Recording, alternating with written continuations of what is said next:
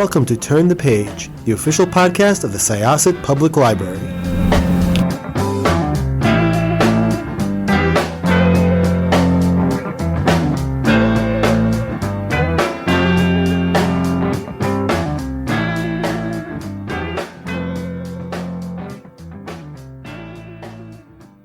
Hi, welcome to Syosset Library's Turn the Page podcast. I'm your host, Jessica, and I am here with the author of a book that I just literally finished it in a day, and that was like 2 days ago. So I'm going to say it was unforgettable, but I can honestly tell you, I can't imagine ever forgetting that this book exists. It was so interesting. Why don't you introduce yourself and tell us about BLOB, a love story? Great. Thank you so much for having me. My name is Maggie Su. My debut novel is Blob, a Love Story. The elevator pitch is kind of a woman in her 20s, Taiwanese American, living in the Midwest, finds an amorphous blob outside of a bar, takes it home, and tries to shape it into her perfect partner, and things go awry. I mean, I can honestly tell you, I don't know if I've ever read anything like this before. It was so wild and complex at the same time. And I, like I said, I'm going to be thinking about it for quite some time after having finished it. So, I'm curious just sort of where the idea for this book came from. And in general, like, how would you categorize it yourself? Like, if you had to put it on a shelf, because I feel like it just kind of skirts the line between so many things. Yeah, no, that's a great question. It kind of came about because I was thinking about relationships and kind of what it means to connect with another human being and kind of how mysterious and magical that felt to me. So I've been reading a lot of speculative fiction. I really love Kevin Wilson, Amy Bender, all of these kind of authors who are playing with reality and using kind of magical conceits to kind of get at these real world issues. So I was interested in kind of externalizing my feelings about connection and how kind of mysterious it was. And so that's kind of how the blob came to be. It started as a short story, then became a 10-minute play, and then became a novel. So I'm really happy to see that the conceit is interesting to folks and people are it's memorable at least. Wait a second, it became a 10-minute play? Yeah, I took a Wow. playwriting workshop and it was just at Cincinnati. So it was a one night only. It's only it was on for one night, but it was a fantastic experience to have those really talented actors really bring out the comedic elements of the blob. I think it was challenging for them. I thought that, so first of all, I mean, if you're going to talk about the two main characters, there's Vi and there's the Blob, and there's other characters in between that sort of affect them. But I would honestly say if there had to be two main characters, it would be them. Vi was like a really interesting person to figure out. And in many ways, she was more difficult to figure out than the Blob. But I thought she kind of got at the heart of a lot of things that people feel. She is biracial and she's living in the Midwest, and she just in general doesn't necessarily feel like anything really works for her. She doesn't really fit anywhere. And she's working at this hotel with this perfect, bubbly, blonde coworker who everybody loves. Everybody automatically seems to gravitate towards her. Mhm. She has this boss who's questionable with his, I don't even know if boundaries or like he's definitely questionably Yeah. appropriate and likely inappropriate, but Mhm. she's crusty. She's hard to like, and it's like Yes. she wants herself to be hard to like. Meanwhile, the blob or Bob, as we get to know him, is like a blank slate.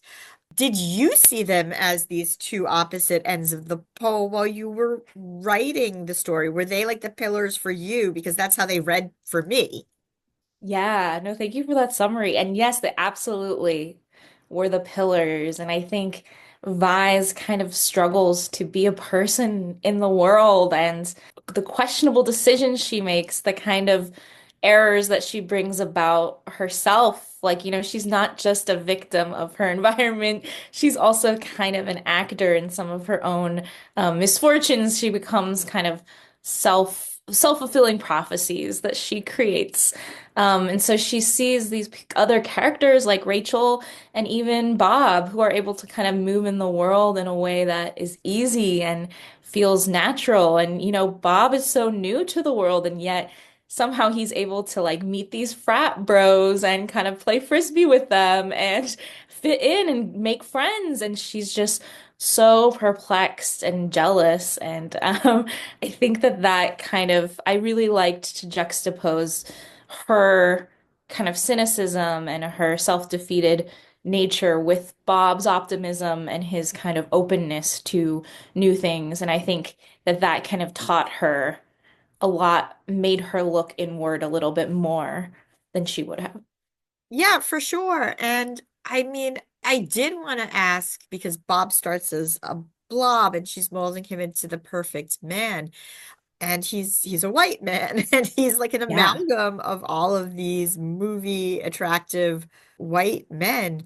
And I found that really interesting for Vi as, as a Taiwanese American, woman, that for her would almost be like the ideal man. And I'm kind of wondering if like his perceived race or the race that he takes on kind of is balanced with this is what Vi believes that she should be with. This is what she believes the ideal would be. Yeah, it's interesting. So she kind of puts all these pictures of movie stars up, and she only notices kind of after she's put them up, they all happen to be white. And I feel like, as an Asian American living in the Midwest, we just are bombarded with these rom-coms, these kind of, and she's reading a lot of romance novels of a very specific type, and she's very invested in this narrative of true love and romance in a very specific way. She thinks that it looks a certain way. She thinks that if she's able to obtain this white male partner, that she will in some ways be able to grasp hold of this normalcy that's always eluded her. So definitely I think Bob's race as white is pretty significant, and it really speaks to maybe some of the unconscious bias that she has, and the kind of the stories that she's being told. And it was really important for me to bring in a lot of pop culture influences on Bob as well, to just kind of think about how we are shaped by our environment and the media that we consume. Yeah, because when she takes him home, like she puts him in front of the TV and Yeah. like feeds him junk food. Yeah. Yeah. Um, and immediately or rather eventually ends up with this really chiseled guy with crazy abs because, why not? But what I found, I found interesting, like she's also mourning a relationship that is perceived very differently by Vi than was by her family. And as she kind of starts to see her family more and bring Bob around more, she kind of learns a little bit more about how her family perceived this relationship that she just can't let go of. Mhm. So that was, I would say that was, just interesting and well written. And I don't want to give too much away about just kind of the future and how it goes, but you learn a lot more nuance to her relationship with other people around her. Mhm. Mhm. Yeah, and I think kind of, at the beginning of the novel, she's still struggling to get over this relationship that had ended. And I just felt like, especially with someone like Vi who struggles with like depression, anxiety, clearly, and kind of feels like a blob herself. This kind of myth that that first love could kind of save her, or if she could only hold on to that person, that everything would return to a state of normalcy without her having to do anything. I think she really holds on to that, and yeah, I love that you point out how the family sees the relationship maybe not as perfectly as she does, is able to say, oh, he really didn't actually seem to treat you that well, or he, made dismissive comments to you and he didn't seem to appreciate you. And yet, because her own self-worth is so low, she's it's only when she's steps back and is able to um get out of that headspace that she's able to see that for what it is. Yeah, no, and I do again, I do think it was just kind of just a really interesting story to talk about identity. Because yeah, like she was kind of like a human blob in the beginning, and Yeah.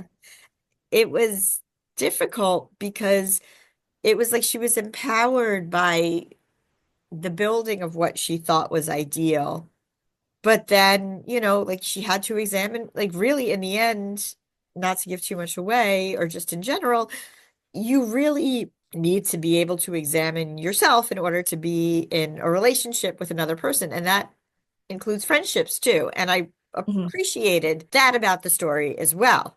Yeah, I think she's a tough cookie. I don't get offended when people say that they didn't particularly care for her because I do think that was pretty explicit, and I'm kind of writing into this literary tradition of messy female characters who are flawed, who are have quirks and don't make the right decisions. I was rewatching season 2, episode 1 of Fleabag and thinking a little bit about characters like that and how, I think that also inspired me to add a little bit more comedy into the book because I think Fleabag without the comedy would be very difficult to watch. So I wanted there to be, I think if you have an unlikable, quote unquote, character, because I think all characters are flawed and have quirks. But if you have an unlikable character, I think it helps to mix in some lightness with the darkness, and I think that's where kind of Bob comes in as some kind of comedic relief in certain areas of the book.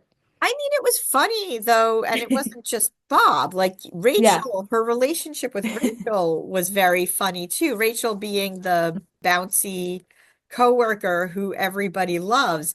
So yeah, even like her relationship with Elliot, who they have some similarities in background, but I want the readers to read what happens with them because it was interesting and things took unexpected turns, really just kind of highlighted how much the book was not even just about romantic relationships, just Yeah. interpersonal relationships and how perception changes Hmm. with that. So yeah, this book was very funny. It was a very quick read. Like I said, I'm going to be thinking about it for a while. I mean, other than Fleabag, did you have any other inspirations behind it when you were writing?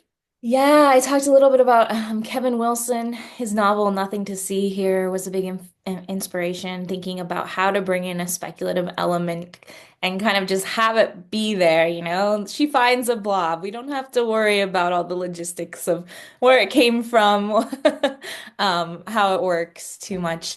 And yeah, there were a lot of Asian American writers that I look up to, like Jenny Zhang, Ling Ma. And I was, watching Wong Kar-wai films at the time as well. So I was thinking a lot about kind of this new type of Asian American literary tradition where the women are allowed to be messy and imperfect, and they don't have to necessarily fit into this like mold of what we've kind of come to think of, this stereotype. And so I was really excited to kind of delve into a character like that and then to bring into the speculative conceits that I love from literary fiction. Are you a sci-fi fantasy fan, or was this just like a fluke for you? Yeah, I like sci-fi. I like speculative fic. I like kind of strange conceits, more kind of on the character-driven side than the plot-driven side. But my partner is really into horror movies, so I was watching a lot of horror. So I think my next novel is going to be a little more leaning on the genre even more heavily than this one. Can you say anything else about it?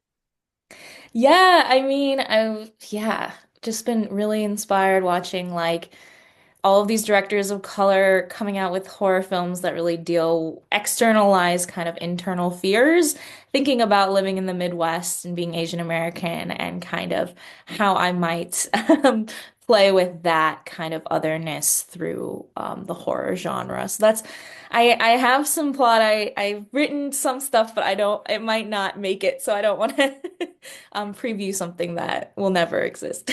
Well, I'm gonna keep my fingers crossed for it. Okay. I really loved this book. I can't say enough that I think people are going to like it. I think it's a weird book that's going to have a lot of interest, I think, is what I would say. Even though, the premise, you might look at the premise and be like, this is strange. It is strange, but I think a lot of people are going to relate to it. And I think a lot of people are going to appreciate just the journey and what's being said in it. And it is very, very funny. Oh, great. I'm so happy to hear that. I'm glad that you enjoyed it, and thank you so much for asking such great questions about it. You're welcome. Okay, so once again, this was Sayas Libraries Turn the Page podcast. My guest was Maggie Su. I'm Jessica, and we are going to close this chapter of Turn the Page. It's time to close this chapter of Turn the Page. Join us for the next episode.